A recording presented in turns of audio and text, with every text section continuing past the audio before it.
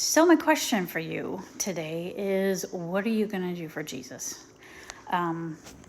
If you're like me, you watched the memorial service yesterday for Charlie Kirk, and though it's not about Charlie Kirk, Charlie Kirk was used by God greatly, and he is probably one of the most influential missionaries of our time.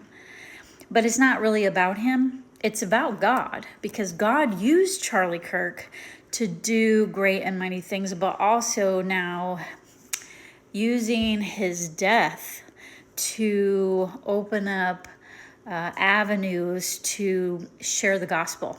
And so I guess my question for myself, so I'm posing this question to you as well, is how are you going to be like Charlie Kirk? What are you doing for Jesus? That's the whole question. What are you going to be doing for Jesus now that we are kind of in this next chapter? If this was a book, the last chapter was really heavy, okay? And so the page is turned, and so now we're entering a new chapter. And you play a part in this book. You play a part in this scenario. So now, how is the story going to incorporate what you're doing for God? How is God using you? How is he working in your life?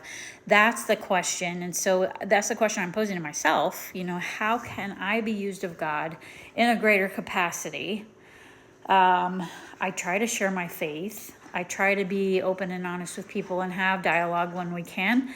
But how can I shine Christ even more? Like, how can I show Christ's love even more now that this page has turned and we're in this new chapter?